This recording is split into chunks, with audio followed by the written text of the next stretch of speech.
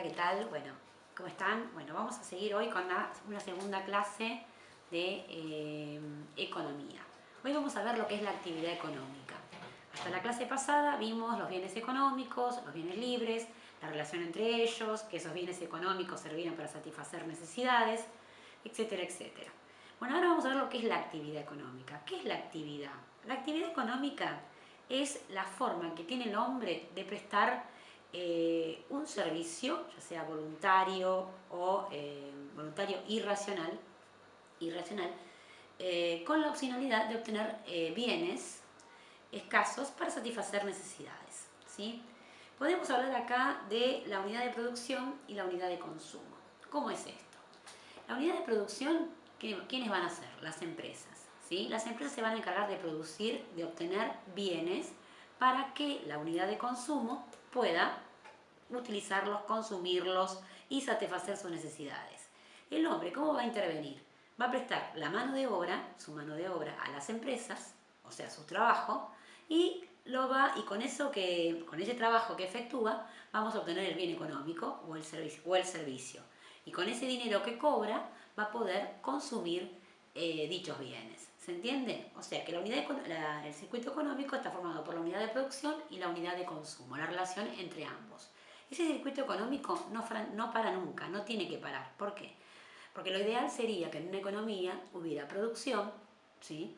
Que si hay producción genera fuentes de empleo y que esa gente con ese dinero que ganan en sus empleos pueda consumir y gastar en bienes, ya sea para satisfacer necesidades primarias, necesidades secundarias y necesidades de todo tipo.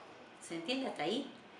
Bueno, hoy en día esto está pasando, que la situación está difícil, la economía está difícil por el tema de la pandemia, y no solamente en Argentina, sino mundialmente. Entonces, ¿qué está pasando con este circuito económico, con esta actividad económica?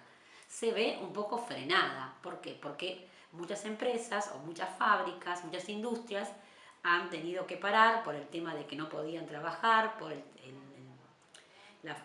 no se podía trabajar, porque no se podía asistir, porque no se podía concurrir por el tema del virus. Entonces, claro, al no haber producción tampoco había consumo. Entonces, si no hay producción, esa empresa no puede vivir, no puede subsistir si no recurre a la ayuda externa, ya sea del Estado, como en muchos casos fue, o directamente ver la forma de mantenerse si más o menos tiene un capital sólido como para seguir adelante hasta que termine la pandemia. Si no, en muchos casos, muchas empresas tendrían que cerrar sus puertas. Bueno, seamos positivos. La actividad económica se divide en tres sectores: el sector primario, el sector secundario, el sector terciario. Algunos hablan de un cuarto sector de la actividad económica. El primer sector, que es el sector primario, es donde se van a obtener las materias primas. ¿Qué son las materias primas? Aquellos elementos básicos, aquellos productos básicos que salen de la naturaleza, necesarios para poder transformarlos en bienes que puedan llegar a consumirse, en estado de poder ser consumidos. Por ejemplo, lo obtenido de la agricultura, la ganadería, la minería, la pesca, necesitan un proceso de transformación muchas veces para ser consumidos.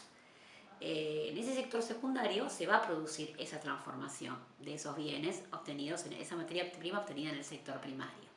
Y en el sector terciario se va a comercializar esos bienes, o sea, se van a vender esos bienes ya terminados, en estado justo para poder ser consumido a través de los mercados, ¿sí? A través de una logística de distribución van a llegar a los diferentes mercados.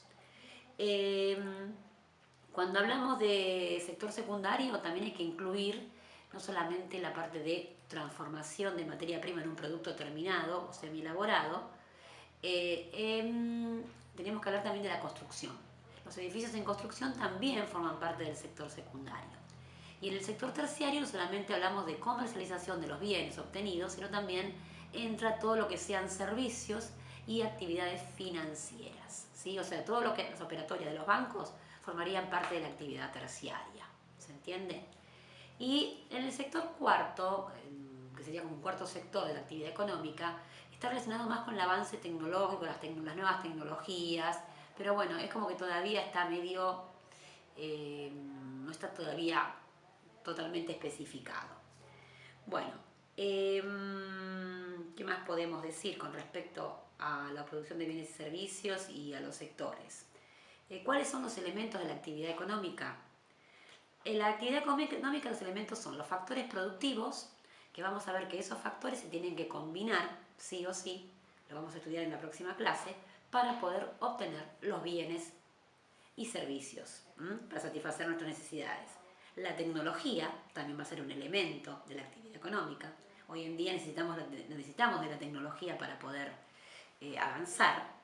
La especialización, que estaría relacionado con